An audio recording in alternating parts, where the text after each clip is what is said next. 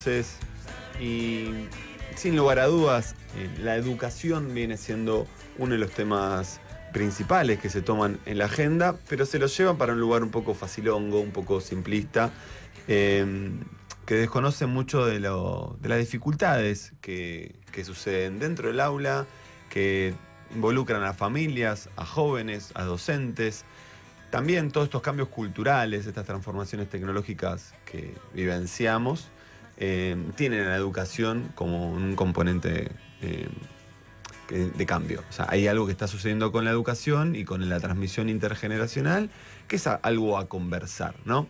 Entre estos temas aparecen también los cambios que sucedieron en la pandemia, ¿no? Hace poquito tuvimos una situación extraordinaria que apareció la pausa con la presencialidad escolar, el uso de la tecnología, de los dispositivos tecnológicos. Bueno, hace muy poquito sucedió este cambio de, entre comillas, paradigma, vamos a decirlo así, porque involucró un montón de temas sobre esto. Y para meternos de lleno sobre estas condiciones estructurales, pero además una propuesta del gobierno, un proyecto de ley de libertad educativa, ¿no? Para meternos en estos temas complejos, vamos a conversar con Miguel Dualde, secretario de Educación de CETERA. Miguel, ¿nos escuchás? ¿Nos ves? ¿Estás Sí, por ¿qué tal? ahí? Buenos días, compañero. ¿Cómo les va? Sí, ¿Cómo sí. anda, Miguel? Bien, bien, aquí andamos. Muchas gracias por tomarte un rato, un tiempito para hablar con el grupo, con el equipo de Laberinto de Voces, que la educación es un tema que nos interesa mucho. Y qué quilombo la educación, ¿no? Qué quilombo, qué cantidad de transformaciones y de dificultades que, que vivenciamos, ¿no? Porque yo siento que en el último tiempo todos pueden hablar de la educación, en nombre de la educación. No sé si vos, bueno, vos tenés un cargo institucional, una responsabilidad, pero cualquiera se ve autorizado para hablar de la educación, sabe de educación.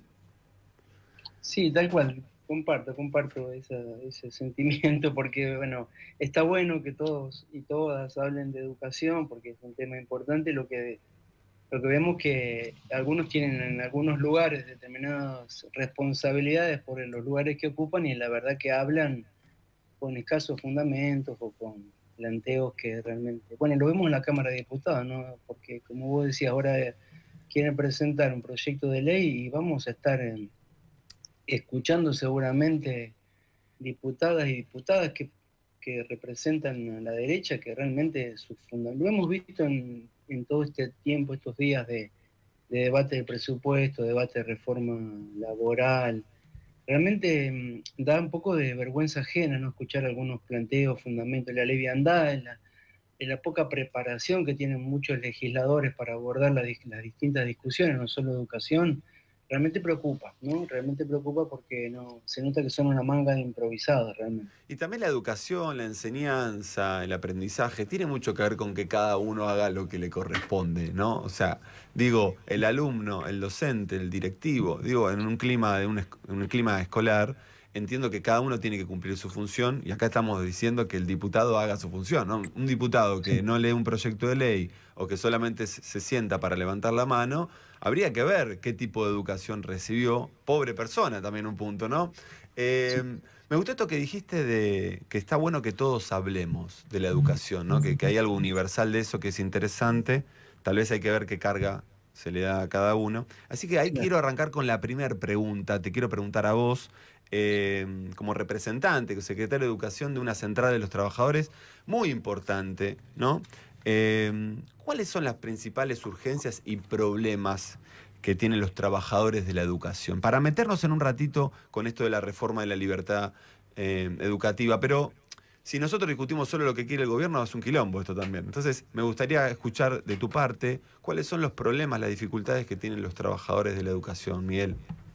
Mira, bueno, son varias las dificultades y los problemas que se agudizaron a partir de la llegada de este gobierno, ¿no? No es que no teníamos problemas desde antes, pero sí la llegada de este gobierno fue de un ataque directo al sistema educativo, especialmente a lo que es la educación pública, a la docencia, y la principal variable que nosotros vemos que genera los principales problemas es la política que desarrolló desde el mismo 10 de diciembre del 2023 llevando adelante a cabo un ajuste del presupuesto.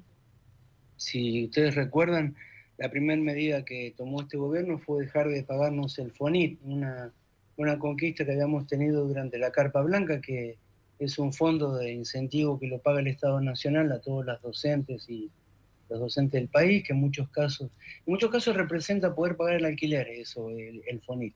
El 20%, el 10%, el 15%, dependiendo de la provincia, es del salario, es lo que se dejó de cobrar desde diciembre del 2023, y es un ajuste que además no solamente se realiza sobre nuestro salario, sino que estamos viendo que el presupuesto en general, los distintos ítems del presupuesto se cortaron como se cortó mucho de la inversión del Estado con este gobierno, por ejemplo en la obra pública.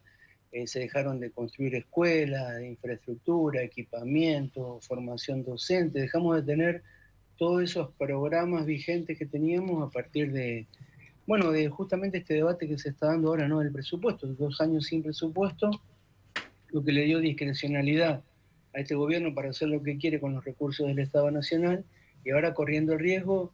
Es una paradoja, ¿no? Porque nosotros necesitamos que haya un presupuesto, pero el presupuesto que tenemos ahora, 2026, si se aprueba, significa un nuevo ajuste más para la educación. Si no se aprueba, también va a ser un ajuste, porque el gobierno, hemos visto lo que hizo con la educación pública en estos 2 años. Así que bueno, estamos en ese grave problema, ¿no? Ese es uno de los puntos que nosotros planteamos como discusión, y que se necesita un Estado fuerte para garantizar con recursos el derecho a la educación. Y porque uno toma como referencia la Ley Federal de Educación de los 90, la Ley de Educación Nacional de 2006, ¿no? Como cambios, ¿no? Muy importantes. Y ahora sería como un retroceso, digamos, Claro, en términos claro. históricos, pero también de condiciones áulicas, condiciones de trabajo. Sí, sí, totalmente. Esta ley, que la verdad que molesta mucho que la llamen de libertad educativa, porque si hay algo que este gobierno no promueve, es la libertad, ¿no? O la libertad que promueve, la libertad del mercado, la del sálvese quien pueda. Nosotros sostenemos el valor de la libertad, pero nunca disociado de la igualdad. Eh, no puede haber, no puede haber libertad si no hay igualdad y justicia social. Entonces es una apropiación de una categoría nuestra que, vista desde la derecha, en realidad significa mercantilizar la educación. Pero, como vos decías, esta nueva reforma que se impulsa, nosotros la rechazamos de plano. No es que queremos discutir, bueno, este artículo sí, este no, porque no. El espíritu de este proyecto es un espíritu de destrucción. No es una reforma, es destrucción. Destrucción. No es una reforma educativa, es destrucción educativa, como tampoco la reforma laboral es una reforma laboral, es destrucción del trabajo. Entonces no nos queremos sentar a discutir un artículo sí o no, directamente esto para nosotros estamos trabajando para construir un frente de resistencia a este posible avance de este proyecto, que todavía no fue presentado, pero que como viene la mano, vemos que lo van a querer presentar. Y esta reforma que se hace sobre la federal y sobre la Ley de Educación Nacional que vos mencionabas, incluso nos lleva es previa a la 1420, que vamos a, con estos criterios que se pretenden imponer, es pre-sarmientino, un Estado que desaparece, la responsabilización total del Estado, el ninguneo en nuestro trabajo docente, porque así como empezamos la charla diciendo, bueno, todos quieren hablar de educación, ahora todos van a poder ser educadores con esta ley, si la familia va a educar.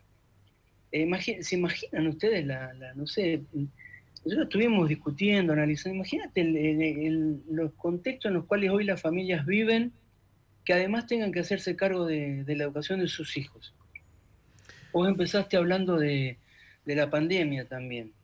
¿Se acuerdan que en la pandemia un sector más reaccionario pedía a gritos que abran las escuelas para poder mandar a los pibes porque no los aguantaban más en sus casas? Y ahora y ahora estos quieren cerrar la escuela para que los pibes vuelvan a estar 5 horas en la casa educándose. ¿Se imaginan esa situación? Es impracticable lo que quieren hacer. Ni siquiera es impracticable para la derecha. O lo peor que puede pasar es que haya familias que sí van a poder tener la posibilidad, las condiciones de contratar institutrices como era en la Edad Media para educar a los pibes, y familias que van a quedar libradas a lo que pase. Entonces, bueno, a eso nos oponemos nosotros. Bueno, por supuesto, Miguel, lo que dijiste a mí me despierta muchas preguntas y no quiero marear, pero vamos a tratar de seleccionar algo de eso porque la educación dialoga mucho con lo que lo que esté pasando en la sociedad en ese momento, ¿no? Entonces, hay algo de la competencia con la educación escolar, que hoy los chicos tienen acceso a distintos consumos culturales, y no lo digo, digamos, en términos negativos, ¿no? Hay más competencia, hay otras maneras de formarse, de educarse, de escuchar también un mundo adulto, o sea, problemas que no son tan simples, ¿no? Y lo menos que habría que hacer es fragmentar aún más la educación, ¿no? Eh, pero quiero tomar una palabrita que dijiste, hiciste mucho hincapié en la igualdad, ¿no? ¿Por qué pensás, ¿no? Para que cuentes un poco, porque muchos de acá somos docentes, nos interesa la docencia, la educación, pero los oyentes, algunos también, pero no todos, que nos expliques un poco por qué considerás que este proyecto de ley de libertad educativa, ¿no? Afecta directamente al dispositivo escolar como igualador, ¿no? A una instancia de igualación de las generaciones o de los distintos sectores sociales. ¿Nos puedes desarrollar un poco más eso, Miguel, por favor? Sí, justamente en ese sentido que vos lo planteas, que la escuela tiene ese sentido igualador como institución de la democracia incluso. Si hay un lugar donde se puede ejercer la democracia, practicar la democracia como modo de vida, es justamente en la escuela, donde se encuentran el colectivo, distintos sectores sociales para trabajar alrededor de un currículum común, de una idea de construcción de lo que es la sociedad, la realidad, la naturaleza, las ciencias sociales, la matemática, la lengua, un lugar en común donde todos de manera igualitaria nos disponemos a realizar las distintas tareas. Tarea de estudiar, de aprender, de enseñar, de actuar, de hacer educación física. Bueno, ese lugar queda vedado en este proyecto de ley. Y va a la par de que el financiamiento, hay un cambio de paradigma en el criterio del financiamiento educativo. En vez de financiar al sistema público, al sistema, cuando digo público, ojo que también entran las escuelas privadas, ¿no? Porque por ley toda la educación es pública en nuestro país y tiene gestión estatal y gestión privada. Para ese espacio, esa institución escuela de convocatoria, de reunión, de comunidad educativa, de la cual también participa la familia, se estalla con este proyecto. Se pasa a financiar a la familia, la demanda. El proyecto plantea financiamiento, bueno, de hecho tuvimos más allá que podamos festejar que el presupuesto no incluyó el capítulo 11 que afectaba el presupuesto de la universidad, discapacitados, etcétera, no paramos de vista que este proyecto de presupuesto que se aprobó en diputados mantiene el capítulo 2 y dentro del capítulo 2 el artículo 30 que deroga la ley de financiamiento educativo. El artículo que decía que el Estado está obligado a garantizar el 6% del PBI para sostener el sistema público de educación.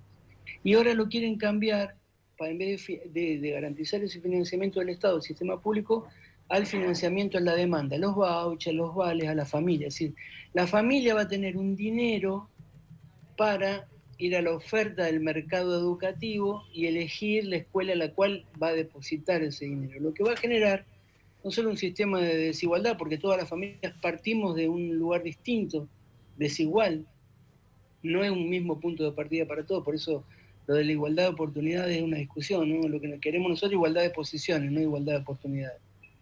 Y esa partida diferenciada va a generar mayor profundización de las desigualdades existentes. En ese sentido es que nosotros discutimos. Y al haber, y como va a haber además una competencia de las escuelas por la matrícula. Y va a haber, en esa competencia va a haber escuelas que tengan que cerrar, cursos que se tengan que funcionar o cursos que se tengan que cerrar. Esa es la destrucción de lo público y de lo igualitario que nosotros vemos en este proyecto de ley.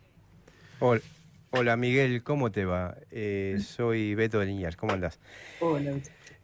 Viste que en estas modificaciones que plantea el gobierno, uno entiende que, como bien vos lo decías, desiguala para abajo porque va a haber gente que va a poder pagar la educación en su casa y otra que no.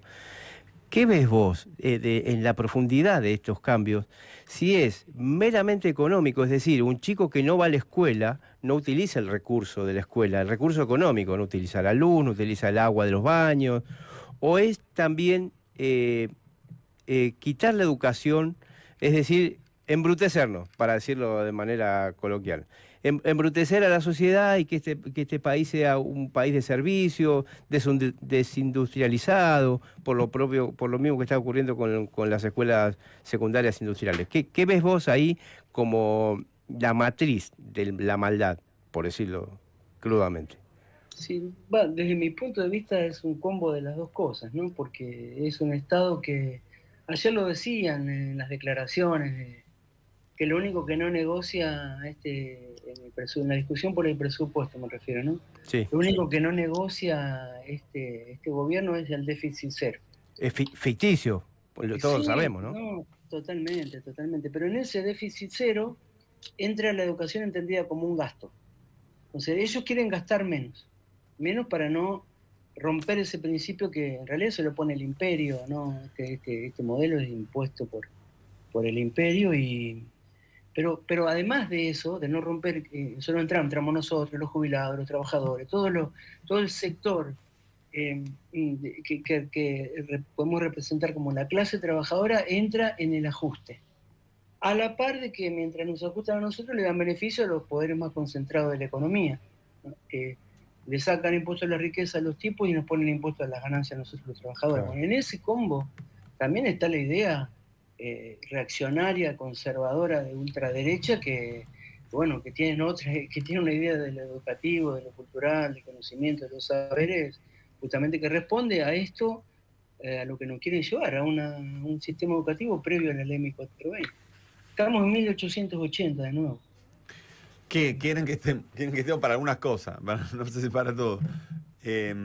Entonces ahí yo te sigo, Miguel, y habría un componente de que esto en realidad representa una manifestación de un proyecto político, ¿no? O sea, más que una reforma educativa, es como Sí, consolidar un proyecto político. Y pienso, te escuchaba antes decirlo, la sociedad, ¿no? Como si nuestro propósito fuera seguir sosteniendo que hay sociedad y para eso tiene una función la escuela.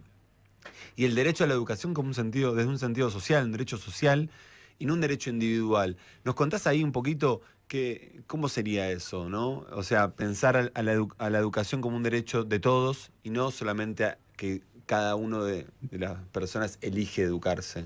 sí, bueno, ese es el otro de los puntos que afecta el proyecto de ley, toma justamente esto que vos decís, que nos retrotrae, ¿no? Este sí nos retrotrae a la ley federal, porque lo que plantean que la educación no sea más un derecho, sino un servicio. Y un servicio esencial. Ahí también hay otra trampa, ¿no? En la que nos meten cuando en el debate público, en el debate en los medios, ¿no? Que aparece, todo el mundo dice, si todos hablamos de educación, bueno, entonces todos dicen, pero claro, es esencial la educación, ¿cómo no va a ser esencial? Pero el problema no es que sea esencial o no esencial, en realidad para nosotros no es ni esencial ni es un derecho. El problema es que la nombran como un servicio esencial, pero los servicios se prestan, o sea, el servicio de la luz, el gas, ¿viste? Uno lo paga también el servicio. Entonces, abren las puertas para la privatización y la mercantilización de la educación, al entenderla como un servicio. Ahí va a haber prestadores de servicio y quienes contraten ese servicio. Lo que es la apertura total a la privatización y a la mercantilización. Y que es diferente, ¿no? La privatización es el sector privado que presta el servicio y la mercantilización es entenderlo como una mercancía más. Pero además también vulnera nuestra conquista histórica del derecho a la protesta social y a la huelga, porque eso es, al ser declarado servicio esencial, ese servicio no se puede suspender. Pero fíjate a mí no me salen a veces los adjetivos, pero lo tarado que son estos tipos, no me sale otro, pero creen que hay que sostener una guardia mínima en la escuela cuando hay una huelga. Imagínate una escuela con 500 pibes, que son un cuerpo docente de 20, 25, 30 docentes, y entonces la guardia mínima sería que vayan en ese día de huelga 5 docentes a atender toda la escuela con 500 pibes. Ese criterio, porque tienen la idea de esa idea de la escuela, de guardería, de lugar de depósito de la mercadería.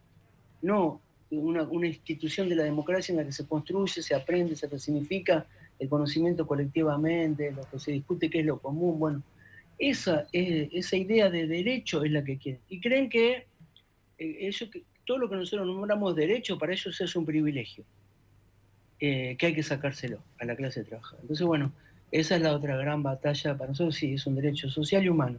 No es ni esencial ni fundamental, es un derecho, no hay ninguna discusión. Es un derecho, y esto nos costó, no es que es de siempre. Si usted, me tomo un minutito, si ustedes me permiten, no sé cuánto nos queda No, seguimos cerrando y te voy a dar la palabra para que bueno, digas lo que vos quieras. Bueno, disculpen que me extendí tanto, pero la CETERA se crea, se funda el 11 de septiembre de 1973. Uf. En ese acto fundacional, entre tantas cosas que hay una declaración, la declaración de Huerta Grande, en esa declaración la CETERA define la educación como un derecho. Ustedes la leen, no solo nos constituimos como trabajadores y trabajadoras de la educación, no solo se define el tipo de organización, que es una confederación, sino que también que se define a la educación como un derecho a cargo de un Estado responsable y garante de ese derecho. Fíjense el tiempo histórico que nos llevó, porque nosotros como país... Ay, se nos acaba de cortar en el cierre, como justo estábamos manifestando un poco lo que era en la fundación de la CETERA el 11 de septiembre del 73. Vamos a ver para... ¿Qué fecha, no? Porque ahí derrocaron a Allende. Estaba sí, pensando. Sí, fue el derrocamiento de Allende. Y bueno. Y venía interesante todo, ¿no? Sí, ahí el cierre. No, y era justo el cierre, pero esto, ¿no? De la educación es un derecho. Es un derecho. A mí lo que me queda pensando es derecho. si es un proyecto solamente que proviene de la Libertad Avanza y del oficialismo, o es algo que dialoga con las familias, entre comillas, ¿no? O con ciertas condiciones históricas de este tiempo, en donde ese sería el problema, ¿no? Que no es solamente que la guardería es una propuesta del oficialismo, es que hay familias que quieren dejar en la guardería a los chicos. A mí me parece que en esto de la prueba y error o la estigmatización docente le están buscando la vuelta a ver cómo lo perjudican más. Es decir, te pido que abras las escuelas para llevarte el pibe, porque no me lo banco más, porque ahí la importancia del rol docente de la escuela, porque cuando vos ves que tener un chico tantas horas complica, bueno, entonces lo llevas a la escuela. Y esa es la importancia docente. Ahora ver... sí, porque bien. avisa que se cortó la luz, está avisando, claro. ¿Y cómo volvió con Isodá? Estaba para salir. Dale, bueno, mandémoslo. listo, así hacemos el cierre, sí. Hola. Sí, Miguel, ahí estamos en septiembre del 73. Nos estabas contando... Estoy en Santa Fe, acá tenemos un temporal y hay corte de luz. Pero bueno, les decía que en el 73 la CETERA define la educación como un derecho. Fíjense las luchas y los tiempos históricos que nos llevó para que recién como país, en el 2006 logramos una ley nacional en la que define la educación como derecho. Por eso, y esto no es gratuito, esto nos costó. Nosotros este 24 de marzo vamos a conmemorar los 50 años del golpe que en ese mismo 24 de marzo fue nuestro primer docente asesinado, Isauro Arancibia, secretario general de la CETERA, que fue el primer muerto de la dictadura en Tucumán, en el mismo sindicato, o sea, asesinado, acribillado con su hermano. Eso nos costó definir la educación como derecho. Nosotros no podemos regalar esa historia de lucha por el derecho a la educación. Qué importante, qué importante. Lo que pasa es que hay toda una dimensión histórica y política, ¿no? Que cuando decimos el derecho a la educación, es necesario que el resto de las generaciones más jóvenes, se involucren con la importancia de eso. Que creo que frente a la competencia cultural y otros dispositivos que hoy tienen los jóvenes y los adultos también, ¿no? Porque también los que están votando, los que están llevando este proyecto no son los jóvenes, ¿no? Son bastante adultos. Son los que, digamos, de una u otra manera podemos llegar a defender todas estas cosas, ¿no? Estar en tema para defenderlo y para involucrarnos con un tema tan relevante como es la educación de todos y de todas. Miguel, te agradecemos mucho por tu tiempo, por la palabra y también por hacer carne de todo eso, ¿no? Por tu compromiso desde CETERA por defender a la educación y a los trabajadores. No, al contrario, gracias a ustedes, compañeros y compañeras. Hasta siempre y a disposición para la batalla que haya que dar. Miguel, mil gracias. Hasta una nueva oportunidad. Hasta luego. Chau. Bueno, muy interesante. Me Miguel encantó ese Dualde. cierre. Miguel Dualde, secretario de Educación de CETERA, hablando del derecho a la educación, ¿no? Un derecho social que repercute individualmente, pero es de todos. Hay varios derechos que son sociales. Claro, y que nos, si hacemos un poco de memoria, los gobiernos de derecha siempre trataron de bajar el tema educativo, porque es pensar. En las aulas es pensar. Muchas revoluciones surgieron de las aulas, y me acordé de un ministro de la dictadura que decía que hay exceso de pensamiento. Pero bueno, viste que a veces cuando conversamos decimos, bueno, muchas ideas, pero hay muchos componentes del actual modelo económico que refieren a los 90 y refieren a la estructura neoliberal que se estructuró en los 70 en nuestro país. Y a veces de ahí es complicado, pero cuando hablas de la educación, digamos, acribillado el 24 de marzo del 76 en Tucumán, bueno, ahí tenés una conexión directa, ¿no? Seguro. O sea, hay una conexión concreta entre qué sucedió con la educación y qué sucedió el mismo día que se llevó a cabo el golpe de Estado.